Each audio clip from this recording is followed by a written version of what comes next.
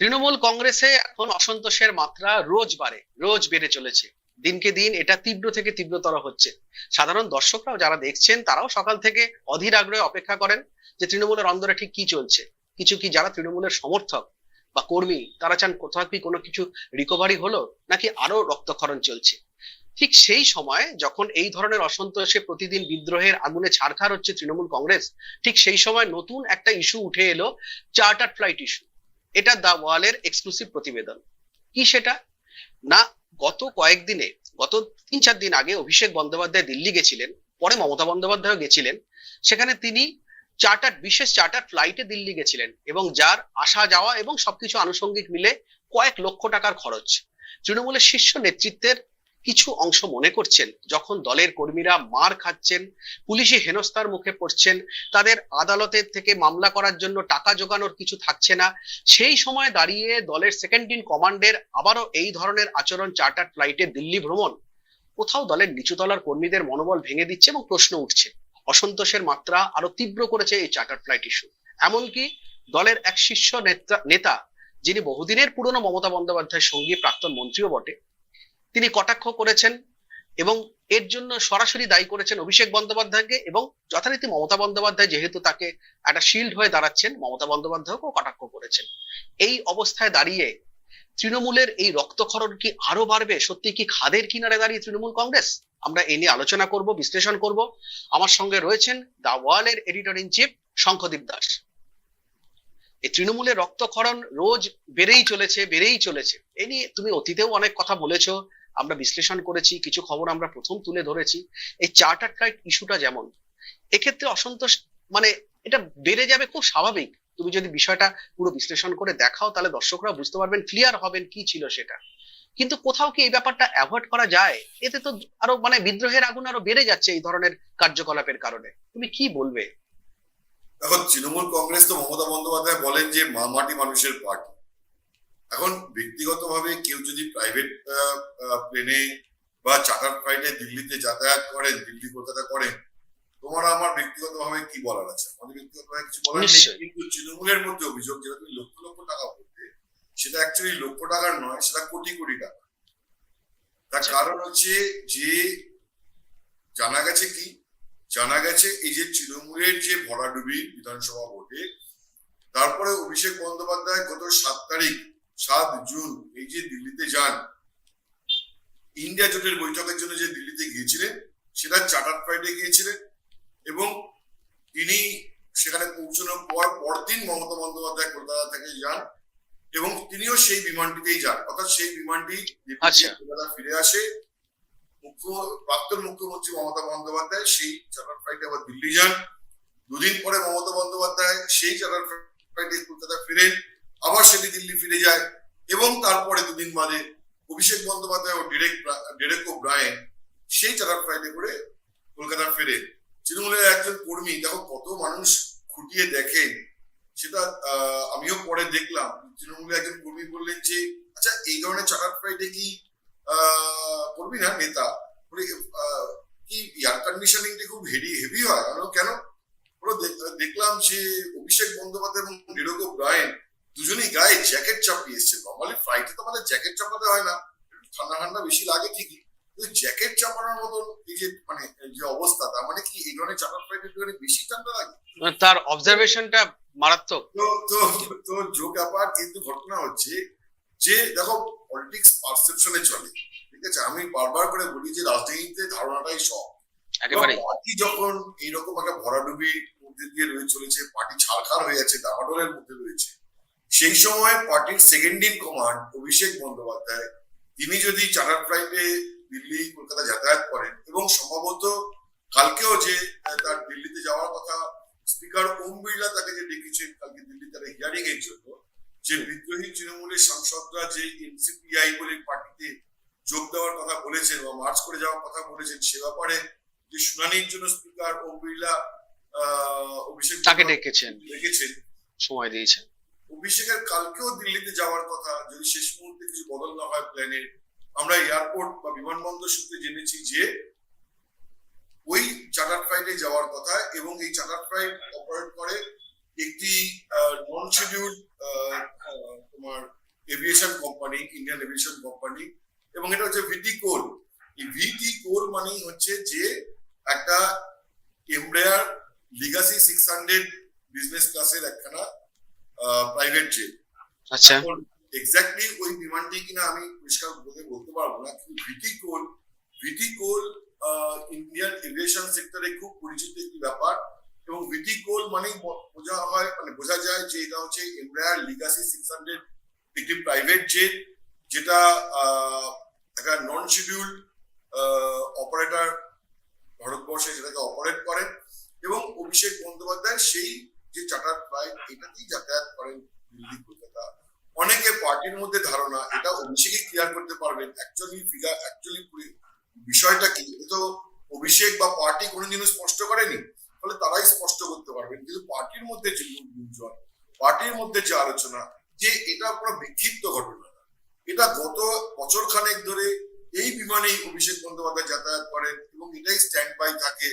তো এর জন্য কোটি কোটি টাকা খরচা হয় বলে পার্টির মধ্যে একটা অংশের ধারণা রয়েছে, কিন্তু এরা বেশ সত্যিটা কি সেটা অভিষেকই বলতে পারবে।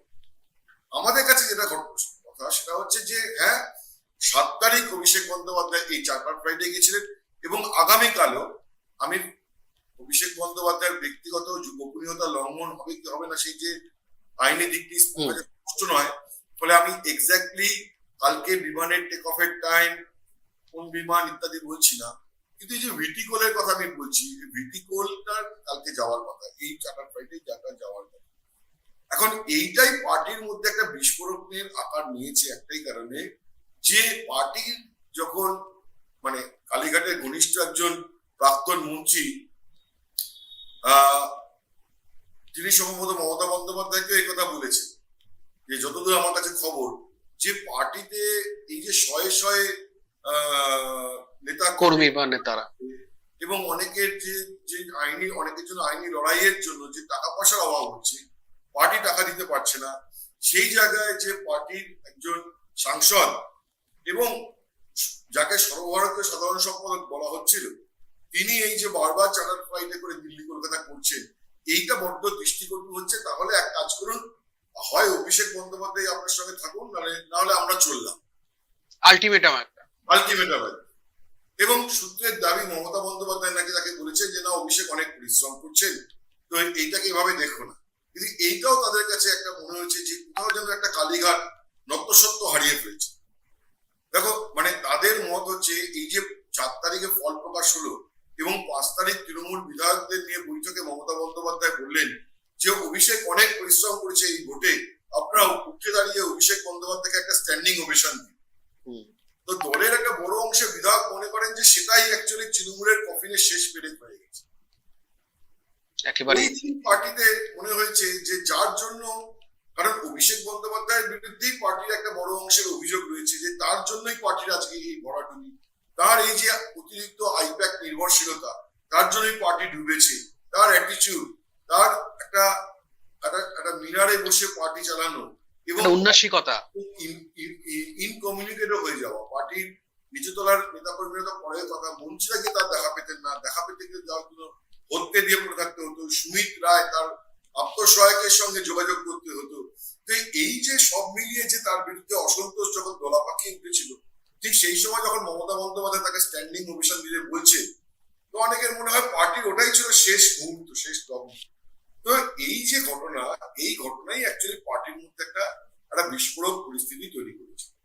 আচ্ছা, আমার প্রশ্ন এখানে এক্ষেত্রে দেখো যে এই স্ট্যান্ডিং ওভেশন নিয়ে তো বড় রকমের একটা চর্চা চলছে, এবং 5 তারিখের 5ই মের এই ঘটনার পর স্ট্যান্ডিং ওভেশনের যে বিষয়টা প্রকাশ্যে আসে, তারপর এই অসন্তোষটা হচ্ছে তীব্রতর হয় যারা বিদ্রোহী বিধায়ক হয়েছেন, যারা ঋতব্রত শিবিরে যোগ দিয়েছেন বা যেরকম হকসকল।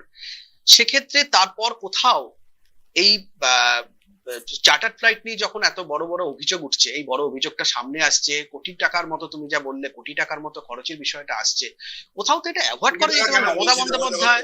হিসাবটা বুঝতে হবে সম্রাট, এই ধরনের বিমানে জেনারেলি ফ্লাইং আওয়ারের উপরে ডিপেন্ড করে, মানে কত ঘন্টা ফ্লাই করছে। জেনারেলি 7 লাখ 7.5 লাখ টাকার মতন অ্যাভারেজ, আমি জানি না এই বিমানের কি এক্সাক্ট খরচ যে ভাড়া দিয়ে অভিষেক বন্দ্যোপাধ্যায় যাতায়াত করছেন। আমি কোনোভাবেই আমার কাছে এই তথ্য নেই, আমি একটা জেনারেল ইনফরমেশন দিচ্ছি যে এমব্রায়ার লিগাসি 600 যে প্রাইভেট জেট, সেই প্রাইভেট জেটের যে ফ্লাইং আওয়ার হিসেবে যে খরচ, সেটা প্রায় 7 লাখ 7.5 লাখ টাকা কাছাকাছি যেতে পারে ঘন্টায়। এবং তারপরে তুমি দেখো কলকাতা থেকে দিল্লি যাওয়া এবং আসা, এই যে 5 ঘন্টা প্রায় কাছাকাছি টাইম, এই 5 ঘন্টা টাইমে 7 ঘন্টা হিসেব লাগাও, প্লাস হচ্ছে যে নন ফ্লাইং আওয়ার, যখন ভাড়া নিয়েছো কিন্তু ফ্লাই করছে না, সেই সময় একটা 50% রেটে কম বেশি টাকা দিতে হয়, প্লাস পার্কিং ফি আছে, প্লাস ফ্লাইট ক্রিউ আছে, পাইলট ক্রিউ, তাদের একটা খরচ, তাদের হোটেল বাবদ খরচ, কেটারিং খরচ, ট্যাক্সেস, পার্কিং ফিস, সব মিলিয়ে একটা বড়, যদি তুমি অঙ্কটা বিপুল, তাহলে যাতায়াত বাবদ তুমি প্রায় কোটি টাকা ছুঁয়ে ফেলবে একেবারেই। এবং এই তুমি দেখো দ্য কোয়েশ্চেন, যে কোয়েশ্চেনটা পার্টির মধ্যে উঠছে সেটা হচ্ছে যে হু ইজ ফান্ডিং দি মানি। একদম, আমি এই প্রশ্নটা ঠিক আসছিলাম, হ্যাঁ, কে ফান্ড করছে, ফান্ডিংটা কোথা থেকে হচ্ছে জানি না। এখন যদি দেখো অভিষেক বন্দ্যোপাধ্যায় ব্যক্তিগতভাবে এটা ভাড়া নিয়ে থাকে, তোমার আমার বা কারোর কিছু বলার নেই। এখন সেখানে কেউ প্রশ্ন করতে পারে যে অভিষেক এতটাই রিচ যে তিনি এরকম প্রাইভেট জেট ভাড়া করে বারবার যাতায়াত করেন। আমি এই বিতর্কের মধ্যে ঢুকছি না, এটা তো তৃণমূল পার্টির কর্মীরা, তারা নেতারা বলবে। আমার বক্তব্য হচ্ছে যে we can discuss only about the fact, এবং সেই ফ্যাক্টটা হচ্ছে তিনি চার্টার ফ্লাইটে যাচ্ছেন। বাকিটা তো পার্টির মধ্যে থেকে যে সমালোচনা আসছে, পার্টির লোকেরা যে অসন্তোষের কথা বলছে, সেই কথাটাই আমরা আলোচনা করছি। একেবারেই। এবার দেখো, আরেকটা প্রশ্ন মমতা বন্দ্যোপাধ্যায়েরও একটা ভূমিকার বিষয়টাতে এখানে আসবেই, তুমিও সামান্য টাচ করে গেলে বিষয়টা। স্ট্যান্ডিং ওভেশন থেকে আজ এই চার্টার ফ্লাইট নিয়ে কোন একজন শীর্ষ নেতা যখন প্রশ্ন তুলছেন, তখন বলছেন অভিষেক প্রচুর পরিশ্রম করছে, ফলে কোথাও যেন তার চার্টার ফ্লাইটে যাতায়াতটাকে উনি একটা সম্মতি দিচ্ছেন, যে এটাই বৈধতা দিচ্ছেন একটা কোথাও, এরকম একটা ব্যাপার। তা এটা তো মানে উনি কি কোথাও গিয়ে পার্টি কর্মীদের কথাতেই বলা যায় কোথাও কি চোখ বুজে রয়েছেন, বা কিছু পার্টি যেখানে খাদের কিনারে একদম প্রশ্ন উঠে যাচ্ছে পার্টির অস্তিত্ব নিয়ে, সেখানে দাঁড়িয়ে মমতা বন্দ্যোপাধ্যায় কোথাও কি মানে এটা তো একটা কাণ্ডজ্ঞানেরও বিষয় রয়েছে আর কি কোথাও।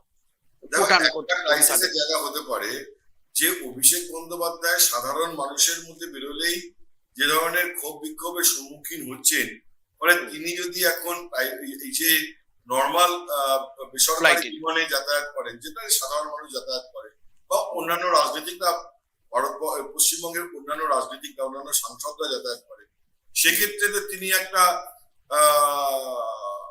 জনসাধারণের মুখে পড়তে পারেন। তুমি দেখেছো যে ঘটনাটা নিন্দনীয় ঠিকই, যে মহুয়া মৈত্রকে কিভাবে ক্ষোভের মুখে পড়তে হয় ফ্লাইটে। আমি ওই ঘটনাকে সমর্থন করছি না, কিন্তু ঘটনা হচ্ছে যে তাকে যে ওই ক্ষোভের মুখে পড়তে হয়েছিল এটাও বাস্তব। তো এটা হতে পারে সেই কারণে অ্যাভয়েড করছেন, কিন্তু আমার মনে পড়ে না যে রিসেন্ট টাইমসে অভিষেক বন্দ্যোপাধ্যায় কখনো এই কোনো নর্মাল বেসরকারি বিমানে দিল্লি কলকাতা যাতায়াত করেছে। দেখো রাহুল গান্ধীকে আকছাড় দেখা যায় তিনি ইন্ডিগোর বিমানে উঠছেন একেবারে, আর আকছাড় তাকে দেখা যায় যে ইন্ডিগোর বিমানে উঠছেন এবং তিনি ইন্ডিগোর বিমানে অন্যান্য সহযাত্রীর সঙ্গে যাচ্ছেন, সহযাত্রীদের সঙ্গে সেলফি কখনো কখনো দেখা যায়। তুমি কি গত 1-1.5 বছরে এরকম কোনো ঘটনা অভিষেক বন্দ্যোপাধ্যায়কে নিয়ে মনে করে বলতে পারবে কি? পারবে না, যে সহযাত্রীদের সঙ্গে কোনো সাধারণ বিমান যেগুলোতে যাতায়াত। আবার অভিষেক বন্দ্যোপাধ্যায় তো সংসদ চলাকালীন দিল্লি কলকাতা করেন, তাহলে তুমি চিন্তা করে দেখো যে মা মাটি মানুষের পার্টি, সেই পার্টির একজন সেকেন্ড ইন কমান্ড সর্বভারতীয় সাধারণ সম্পাদক, তিনি চার্টার ফ্লাইটে দিল্লি কলকাতা করেন, এবং মা মাটি মানুষের যে নেত্রী তিনি সাপোর্ট করেন, এবং তিনিও যতদিন মুখ্যমন্ত্রী ছিলেন তিনি তার সরকার একটি বিমান ভাড়া নিয়ে রেখেছিল এবং সেটা নিয়ে তিনি যাতায়াত করেন। এটা একটা ফ্যাসিনেটিং ব্যাপার না? একেবারে। এই বিলাসিতা, এই বাহুল্য কোথাও তো প্রশ্ন তুলবে। বিলাসিতাকে বিলাসিতা নয়, দ্যাট পিপল উইল জাজ। বাট আমার বক্তব্য হচ্ছে যে কোথাও না কোথাও এটা নিয়ে একটা কোয়েশ্চেন উঠতে পারে। এবং তুমি দেখো যে অতীতে আমার মনে আছে আমাদের আজকে যে দ্য ওয়ালের এখন এক্সিকিউটিভ এডিটর অমল সরকার, অমলদা আমার সিনিয়র জার্নালিস্ট বরাবরই, এবং অমলদার কাছে আমার শিখেছিল। যখন আমি বর্তমান খবরের কাগজে সাংবাদিকতা করতাম, সেই সময় মনে আছে যে অমলদার একটা খবর নিয়ে গোটা রাজ্য রাজনীতিতে হইচই পড়ে গেছে। সেই খবরটা কি? সেই খবরটা হচ্ছে যে তৎকালীন মন্ত্রী মানব মুখোপাধ্যায় তিনি একটি চশমা হুম বানিয়েছিলেন। হুম চশমা বানানোর খরচ ছিল 10,000 টাকা। হুম এটা জানাজানি হয়েছিল কেন এবং অমলদা খবরটা করেছিলেন, তার কারণ হচ্ছে যে মানব মুখোপাধ্যায় একজন বিধায়ক হিসেবে বিধানসভাতে। বিধানসভা থেকে রিইম্বার্সমেন্ট পাওয়ার যোগ্য ছিলেন। তো তিনি যেই বিলটা জমা করেছিলেন সেই বিলের কপি তুলে অমলদা খবরটা করেছিলেন এবং বর্তমানে বড় করে খবর বেরিয়েছে। আর বরুণ বাবুর একটা দারুণ ব্যাপার ছিল, উনি করতেন কি যে এক্সক্লুসিভ স্টোরি, রিপোর্টার যদি সাংবাদিক যদি এক্সক্লুসিভ স্টোরি এরকম স্টোরি করতে পারতো যে স্টোরি রাজ্য রাজনীতিতে নাড়িয়ে দিতে পারে বা পশ্চিমবঙ্গের একটা এই যে একটা আলোচনার বিষয়বস্তু হয়ে ওঠে গোটা রাজ্য জুড়ে, তাহলে তিনি ওই সাংবাদিকদের পুরস্কৃত করতেন। তো আচ্ছা। আমার মনে আছে এবং অমলদা বেশ কয়েকবার সেই বিভাগ বড়ুবাবুর কাছ থেকে পেয়েছিলেন। আমার সৌভাগ্য হয়েছিল একবার পাওয়ার কলকাতায়। আচ্ছা। অমলদা অনেকবার পেয়েছিলেন, এটা আমার মনে আছে। এবং এই যে স্টোরি মানব মুখোপাধ্যায় একটা চশমা 10,000 টাকা, ওটা পশ্চিমবঙ্গের রাজনীতি বামেদের মন্ত্রী 10,000 টাকা মন্ত্রী বানাবে, প্রশ্ন উঠেছিল, তোলপাড় হয়েছিল তুমি বলো রাজ্য রাজনীতি।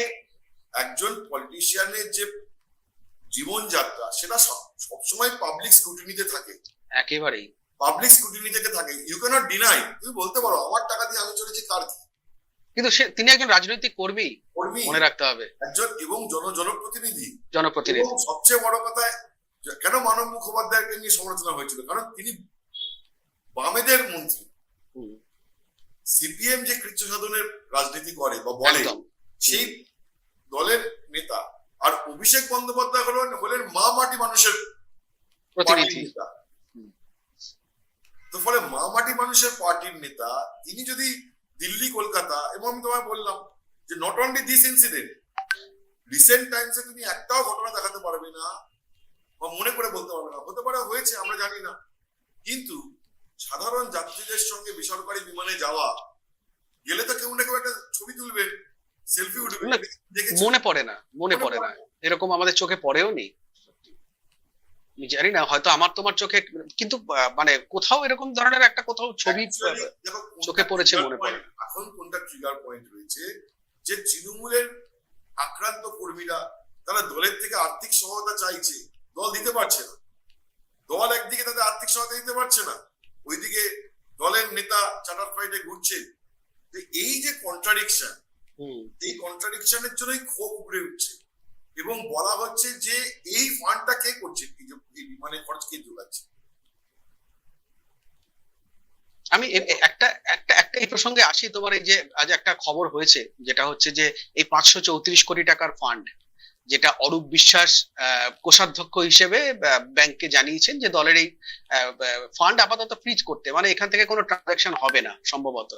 এটাও তো খুব একটা মানে খুব সিগনিফিকেন্ট, সেটা অরূপ বিশ্বাসের দিক থেকেও খুব সিগনিফিকেন্ট আমার মনে হয়। এবং দলীয় তহবিল যদি বন্ধ হয়ে যায় সেক্ষেত্রে দলের প্রতীক এবং দলের তহবিল নিয়ে যে টানাপোড়েন চলছে সেক্ষেত্রেও বিষয়টা অত্যন্ত তাৎপর্যপূর্ণ, কোন দিকে যেতে পারে বিষয়টা।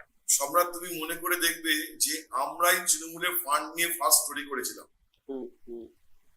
কেউ যদি মনে করেন দা ওয়ালে গিয়ে পুরোনো স্টোরি সার্চ করে দেখতে পারেন যে কোন ডেটে দা ওয়াল ফান্ড নিয়ে স্টোরি করেছিল। কারণ ফান্ড নিয়ে প্রথম দিন থেকে এই যে 90 তৃণমূলের ব্লকের একটা নজর ছিল, কারণ তারা যেমন পার্টির প্রতীক নিতে চাইছেন, পার্টির অফিস তপসিয়ার তৃণমূল ভবন নিয়ে নিতে চাইছেন, তেমনই ফান্ডটাও তাদের নজর আছে। এবার মতান্তর ছিল টাকাটা আছে কত টাকা, কেউ বলছে না 1000 কোটি, কেউ 1200 কোটি, কারণ সবার মাথায় ওই একটা জিনিস বসে আছে যে ইলেকট্রাল বন্ড বাবদ বিজেপির পরে সর্বোচ্চ বেশি টাকা চাঁদা হিসেবে পেয়েছিল তৃণমূল কংগ্রেস।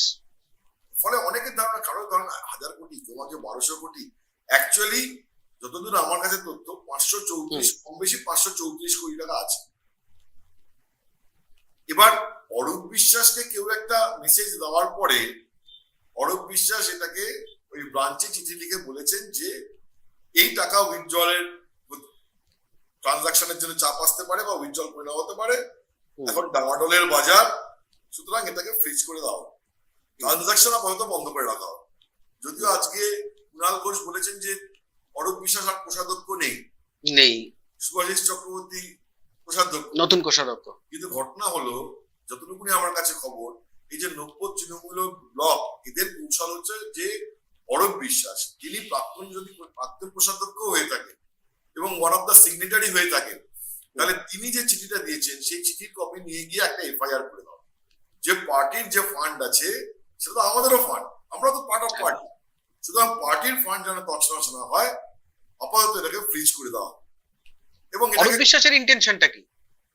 অরূপ বিশ্বাসের ইন্টেনশনটা অরূপ বিশ্বাসই বলতে পারবেন, কিন্তু 3বার তিনি হাজিরা এড়িয়ে গিয়ে হঠাৎ করে তিনি যে তার বোধোদয়, এখানে অনেকেই 2-2 4 করার চেষ্টা করবেন। একেবারে কেউ যদি 2-2 4 করার চেষ্টা করেন, তাহলে আমি বা বাধা দেওয়ার কি? একদম তুমি আমি বাধা দেওয়ার কি? একেবারেই। ফলে আরেকটা, এটাও একটা বড় প্রশ্ন সামনের দিকে আসতে পারে আর কি, অরূপ বিশ্বাসের ভূমিকা নিয়েও কিন্তু কোথাও গিয়ে। কারণ আমার যতদূর মনে পড়ে, সমস্ত কমিটি ডিসলভ করে দেওয়ার পর মমতা বন্দ্যোপাধ্যায় যে নতুন কমিটিটা করেছিলেন, রাজ্য কমিটি, যার সভাপতি হয়েছেন চন্দ্রিমা ভট্টাচার্য, সেই কমিটিতেও কিন্তু কোনো একটা পোস্টে অরূপ বিশ্বাসের নাম দেখেছিলাম, যতদূর আমার মনে পড়ে। অরূপ বিশ্বাসকে রেখেই সেই কমিটি গড়েছিলেন। পার্টির কোষাধ্যক্ষ কি একজন সিগনেটারি হতে পারেন আমার জানা নেই, কিন্তু যদি মাল্টিপল সিগনেটারিও হন, যদি Arup Biswas one of the signatory হন, তাহলেও যে ব্যাংকের কাছে দেখো কৌশলটা কি, কৌশলটা হচ্ছে অরূপ বিশ্বাস এই চিঠিটা দেবেন, সেই চিঠিটাকে সামনে রেখে একটা এফআইআর দায়ের হবে এবং পুলিশ অ্যাকাউন্টটা ফ্রিজ করবে। এই তো কৌশল। একেবারেই দেখো এই কোথাও লেনদেন বন্ধ করে দেওয়া হবে আর কি, একেবারেই। আচ্ছা, এর পাশাপাশি আমার আরেকটা প্রশ্ন, যেটা হচ্ছে তোমার যে প্রাক্তন মন্ত্রী বলো বা শীর্ষ নেতৃত্ব, যারা এই ক্ষোভটা, চার্টার ফ্লাইট নিয়ে যারা ক্ষোভটা উগড়ে দিয়েছেন, নতুন করে অসন্তোষ আরো কয়েক গুণ বেড়ে গেছে। এই নেতারাও যখন বিদ্রোহী হয়ে পড়ছেন, একের পর এক নেতা নেত্রী যারা মমতা বন্দ্যোপাধ্যায়ের এত ঘনিষ্ঠ ছিলেন, বিরোধী থাকার সময় তার আন্দোলনের সঙ্গে মানে পাশাপাশি ছিলেন, কাঁধে কাঁধ মিলিয়ে আন্দোলন করেছেন, তাদেরও কিছু না কিছু কন্ট্রিবিউশন তো পার্টিতে রয়েছেই। এদের সরে যাওয়া, পরের দিন একজন একজন করে সরে যাওয়া, এটা দলের পক্ষে তো আরো মানে কোথাও গিয়ে আরো ক্ষতি বাড়াচ্ছে মমতা বন্দ্যোপাধ্যায়। এই যে নেতারা এমনি সরে যেতে চাইছে, ঠিক আছে, কিন্তু তাদের কাছে একটা তো কারণ দরকার। আবার অভিষেক বন্দ্যোপাধ্যায় যদি ফুল টস বল দেন, তাহলে তাদের বাপি বাড়ি যাওয়া টাইপের একটা 6 মারতে সুবিধাই হচ্ছে। একেবারেই একেবারেই। এই নেতারা কালীঘাট থেকে দূরত্ব রাখতে চাইছেন কেন, সেটা তুমিও জানো, আমিও জানি, দর্শকরাও অনেকেই বুঝতে পারছে, জানেন, বুঝতে পারছি। তার জন্য তারা কারণ দেখাতে হবে। সেই কারণটা যদি দেখানোর জন্য অভিষেক বন্দ্যোপাধ্যায় যদি একটি হাফ ভলি বল দেন বা একটি ফুল টস বল দেন, ঠিক আছে, বা এই বিশ্বকাপের বাজার চলছে, একদম নেটের কাছে একটা যদি বল পাওয়া যায় বক্সের মধ্যে, কে না গোলে পুড়ে দেবে। একদম, গোল তো করতে সবাই চাইবে সেক্ষেত্রে, একেবারেই। এবার দেখো, এদের অনেকে তৃণমূলেরই একটা অংশ যারা এখনো মমতা বন্দ্যোপাধ্যায়ের সঙ্গে রয়েছেন। গতকাল যখন মমতা বন্দ্যোপাধ্যায় আচমকাই হকার ইস্যু নিয়ে আন্দোলনে নামলেন, পথে নামলেন, তার পাশে চেনা মুখ বলতে কুণাল ঘোষ, দোলা সেন, বৈশানর চট্টোপাধ্যায়, এরকম 2-3 জন ছাড়া দেখাই যায়নি, যারা সাধারণত তাকে ঘিরে থাকতেন কেউ নেই। এটা নতুন করে, এটাতে আমি কোনো চর্বিত চর্বণে যাচ্ছি না, কিন্তু তৃণমূলে যারা এই মুহূর্তে মমতা বন্দ্যোপাধ্যায়ের সঙ্গে রয়েছেন, তারা মনে করছেন যে মমতা বন্দ্যোপাধ্যায়ের নামটাই যথেষ্ট, এবং সেক্ষেত্রে নতুন আবার লিডারশিপ উঠে আসবেন, কোথাও গিয়ে এদের রিপ্লেসমেন্ট হয়ে যাবে মমতা বন্দ্যোপাধ্যায়ের সঙ্গে নতুন। বরং ভালো হয়েছে কোথাও গিয়ে যে পুরনো নেতারা যারা স্বার্থান্বেষী ছিলেন, দলের একটা মহল মনে করছে, তারা সরে গেছেন ধীরে ধীরে। মমতা বন্দ্যোপাধ্যায় নতুন করে দল গড়বেন, নতুন নেতৃত্ব উঠে আসবে। সেটা কি সম্ভব বলে তোমার মনে হয়? বা যারা সরে গেলেন এতদিনের শীর্ষ নেতৃত্ব, তাদেরও তো রাজনৈতিক অস্তিত্ব ভবিষ্যতে মমতা বন্দ্যোপাধ্যায়কে ছাড়া তারা কতটা সিকিউর করতে পারবে? না, যারা সরে গেলেন তাদের মমতা বন্দ্যোপাধ্যায় ছাড়া রাজনৈতিক ভবিষ্যৎ কি, সে তো আমরা আগেও আলোচনা করেছি। তারা যদি না আগামী দিনে বিজেপিতে মিশে যেতে পারে, তাহলে তাদের একটা সংকট, পলিটিক্যাল ক্রাইসিস তৈরি হতেই পারে। সোফার মমতা বন্দ্যোপাধ্যায় এবং এই মমতা বন্দ্যোপাধ্যায় পন্থী তৃণমূলের যে সার্ভাইভাল এবং তাদের যে ফিনিক্স পাখির মতো ফিরে আসার গল্প, তবে এটা তো আমরা কেউই গণৎকার নই, আমরা বলতে পারবো না। শুধু আমার একটা কথাই মনে হয় যে এই একজন নেতা বা নেত্রীকে দিয়ে তো আর পার্টি ফিরে আসতে পারে না। পার্টির যেটা দরকার, একটা যুব এবং ছাত্র সমাজের মধ্যে একটা স্ট্রং প্রেজেন্স। তৃণমূল, মমতা বন্দ্যোপাধ্যায় যখন লড়াই করেছিলেন, তার সঙ্গে যুব তৃণমূল এবং ছাত্র তৃণমূলের যে বিপুল বাহিনী ছিল, তার সেই বাহিনীকে আজকে দেখা যাচ্ছে। এই যে যুব এবং ছাত্র বাদ দিয়ে একটা প্রবীণ তৃণমূল নিয়ে তিনি কি করে এগোবেন, তিনি কি করে লড়াই করবেন, সেটা একটা প্রশ্নাতীত ব্যাপার, প্রশ্নের মুখে থাকবে। আমার শেষ প্রশ্ন, যাকে নিয়ে এত ক্ষোভ, এত কিছু, অভিষেক বন্দ্যোপাধ্যায়, সেই অভিষেক বন্দ্যোপাধ্যায়কে মমতা বন্দ্যোপাধ্যায় কোথাও তো সেফগার্ড দিয়েই চলেছেন দলের। এবং আমি যদি তর্কের খাতিরে ধরেও নেই, কোথাও অভিষেক বন্দ্যোপাধ্যায়কে মমতা বন্দ্যোপাধ্যায় কিছুটা ডানা ছাঁটলেন, তার ক্ষমতা কিছুটা সংকুচিত করলেন, যেটা বারবার করে উঠে আসছে প্রশ্ন। সেক্ষেত্রে এই নেতারা কি করবেন যারা অভিষেকের বিরুদ্ধে বিদ্রোহ করে দল ছাড়ছে? একটা ব্যাপার, এটা হচ্ছে মরিচিকার মতো ব্যাপার, যে অভিষেক বন্দ্যোপাধ্যায় দানা ছাড়লেন, ইয়ে করলেন। এর আগে তুমি মনে করে দেখবে যে 21-এর ভোটের পরে সাময়িকভাবে পার্টির সব কমিটি ডিসলভ করে দিয়ে অভিষেক বন্দ্যোপাধ্যায় সর্বভারতীয় সাধারণ সম্পাদক সেই পদটাও নিয়ে নেওয়া হয়েছিল, বা এরকম একটা কিছু ঘটনা ঘটেছে। তাতে অনেকেই উল্লসিত হয়েছিলেন। দ্য ওয়ালে সেই সময় আমার একটি লেখা বেরিয়েছিল যে যুদ্ধ জয়ের আনন্দ আর কতদিন থাকবে। তার কারণ হচ্ছে মমতা বন্দ্যোপাধ্যায় এবং অভিষেক বন্দ্যোপাধ্যায় বললেন ফ্যামিলি, তারা পরিবার। তো পরিবারের কখনো ডানা ছাটে না, পারিবারিক ভাবে এটা কখনো হয় না, কখনো পরিবারের ডানা ছাটে না। সোনিয়া গান্ধী কখনোই রাহুল গান্ধীর ডানা ছাটেননি, ঠিক ঠিক। রাহুল গান্ধী কোনোদিনও প্রিয়াঙ্কা গান্ধী ডানা ছাড়বেন না। পরিবার কখনো পরিবারের ডানা ছাড়ে না। ফলে এইটা একটা একটা একটা একটা একটা কি বলবো, একটা ওই মরিচিকার মতো বা একটা, হ্যাঁ মানে এটা একটা ভুল একটা ধারণা যারা মনে করছেন আর কি। মমতা বন্দ্যোপাধ্যায় অভিষেককে প্রোটেক্ট করতে চাইছেন বা করছেন, এটা নিয়ে কোনো সন্দেহ নেই। কিন্তু সেইটা করতে গিয়ে পার্টির মধ্যে যে অসন্তোষ তৈরি হচ্ছে সেটাও বাস্তব একেবারে। এবং এই পার্টির অসন্তোষকে কতটা মমতা বন্দ্যোপাধ্যায় কিভাবে ট্যাকেল করবেন আগামী দিনে, এবং আমাদের এই আলোচনাতেও যেটা উঠে আসলো যে অভিষেক বন্দ্যোপাধ্যায় পারিবারিক ভাবেই মমতা বন্দ্যোপাধ্যায় তাকে প্রোটেক্ট করে যাবেন, এবং অভিষেককে রেখেই যে দল আগামী দিনে চালাবার তার পরিকল্পনা, সেটা তিনি কিন্তু ছত্রে ছত্রে কোথাও গিয়ে বুঝিয়েও দিচ্ছেন। সেক্ষেত্রে আমার মনে হয় যে আগামী দিনই বলবে যে দল কোন দিকে যায়। অভিষেকের বিরুদ্ধে বিদ্রোহ ঘোষণা করে যারা এই মুহূর্তে বিদ্রোহ করছেন, দল ছাড়ছেন, পরিষদীয় দল হোক, সংসদীয় দল হোক, দলে ভাঙন, কিন্তু তাদের বৃহত্তর উদ্দেশ্যটা কি? শুধুই কি অভিষেক বন্দ্যোপাধ্যায় নাকি অন্য কিছু, সেটা দর্শকরা বুঝতে পারছেন, আমরা তো বুঝতে পারছি। সেক্ষেত্রে কি দাঁড়ায় সেটা ভবিষ্যৎ বলবে। তবে আপাতত রোজ এই ধরনের খবর আসতে থাকবে এবং আমরা সেই খবর নিয়ে চর্চা করব, দিনভর আমরা সেই খবর দিতে পারবো দর্শকদের কাছে, এটুকু আমরা বলতে পারি। আজ আপাতত এ পর্যন্তই। সব খবর, সঠিক খবর এবং সবার আগে দেখবার জন্য নজর রাখুন দা ওয়ালে।